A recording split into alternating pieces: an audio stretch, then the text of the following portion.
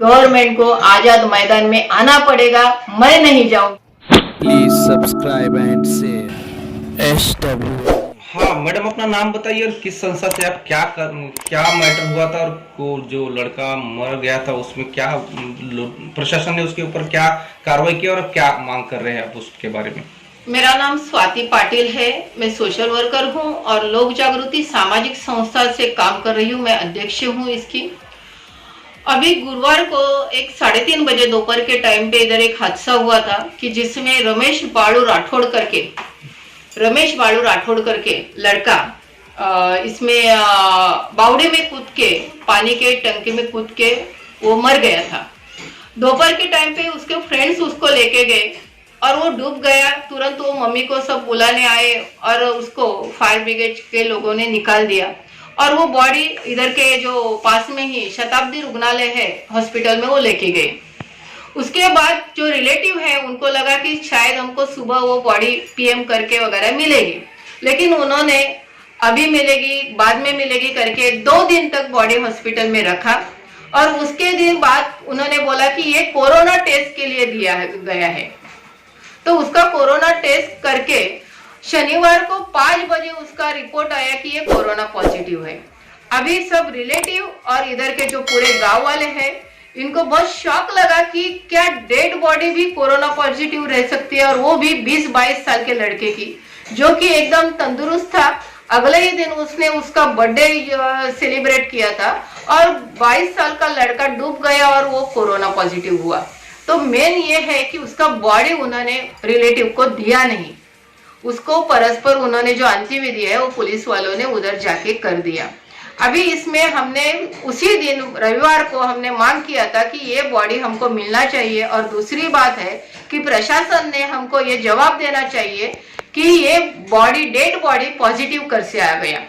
तो बहुत सारे जगह पे ऑर्गन्स चोरी के जो अवयव है हमारे, वो चोरी के बहुत जगह पे प्रकार हुए हैं, और इसलिए ये डाउट हमको ये था कि इसमें अगर ऐसा कोई हो सकता है तो हमने प्रशासन के ऊपर, अभी गांव वाले हैं, जनता है, इनका आज विश्वास उड़ गया है। क्यों? क्योंकि जो 2 महीना लॉकडाउन था लोगों ने सह लिया, आपने 3 महीना लॉकडाउन किया वो भी सह लिया, लेकिन अभी क्या हुआ है, इसका पूरा जो बिजनेस हो गया है कोरोना का, सब जगह पे बिजनेस हुआ है। जो क्वारंटाइन करते हैं उसमें भी बिजनेस हुआ है, जो डेथ हुआ है उसमें भी बिजनेस हो रहा है। क्योंकि एक तो हमने बोला कि पहले से 3 महीने से मैं ये बोल रही हूँ कि मैं कोई डॉक्टर नहीं हूँ, फिर भी एक आम गृहिणी करके मुझे इतना समझ में आता है। क्योंकि अगर बच्चों को हम सर्दी खांसी होता है तो डॉक्टर के पास लेके जाते हैं, दवा आते हैं, हम दवा लेके 2-3 दिन में 4 दिन में ठीक होती है।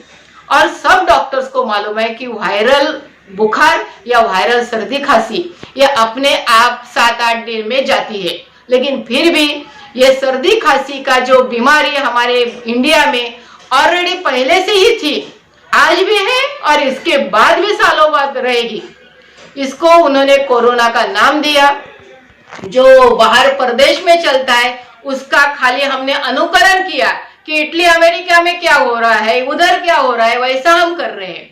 भारत के लोगों में रोग प्रतिकारक शक्ति बहुत है। इसका पहले दिन से ही, जिस दिन 31 जनवरी को पहला पेशेंट इंडिया में मिल गया, उससे लोगों को मालूम है कि पेशेंट जाते हैं, ठीक होके आते हैं, लेकिन बाद में इनको पता चला कि इससे हमारा बहुत सारा फायदा होने वाला है।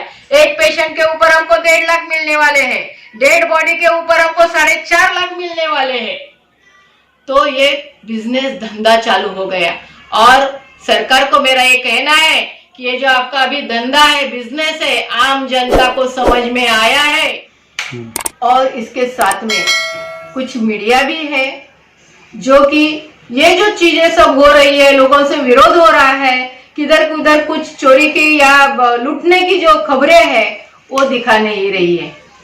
ये दिखाना चाहिए क्योंकि अभी टाइम बदला है। अभी लोग विरोध कर रहे हैं, जो इसके पहले बहुत डरे हुए थे, लोग डर रहे थे कि कहीं हमको कोरोना हो नहीं जाए। अभी लोग विरोध कर रहे हैं, हम नहीं जाएंगे, हम क्वारंटाइन नहीं होंगे, हम घर पे ही इलाज करेंगे। तो घर पे इलाज होना चाहिए, क्योंकि इसमें सर्दी खांसी होती है, जिसको सिम्टम्स नहीं है और जिसको खाली थोड़ा सर्दी खांसी है तो उसको दवा देके वो जिसका ऑक्सीजन कम हुआ है, जिसका ऑक्सीजन कम हुआ है, इसको ही आईसीयू की जरूरत है। उसमें भी बहुत सारी चीजें हैं कि अभी बारिश का टाइम है, डेंगू हो सकता है, लेप्टोस्पायरोसिस का बुखार हो सकता है, इसमें मलेरिया का बुखार हो सकता है, इसमें निमोनिया भी हो सकता है। और अभी ये जो बॉडी के लिए आपने हलचल किया है, तो आगे आप क्या करने वाले हैं और बॉडी की इसके खिलाफ कितना विरोध करेंगे?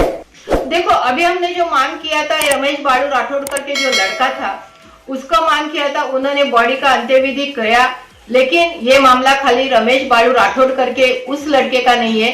आज इधर घाटला गांव में और एक लड़के की मौत हुई है, संदीप सप्रे करके लड़का था, ये शाखा प्रमुख था, उपशाखा प्रमुख था, शिवसेना की पार्टी का उपशाखा प्रमुख था, ये भी यंग लड़का था। अभी ऐसे यंग लड़के मर रहे हैं तो इसके पीछे भी कुछ गलत काम हो सकते हैं कि ये डेड बॉडी कब्जे में नहीं दिया जाता, रिलेटिव के इसमें नहीं दिया जाता, उनको उनके घर पे नहीं लाके जाता, बाहर के बाहर ही उसका जो है अंत्यविधि हो रहा है।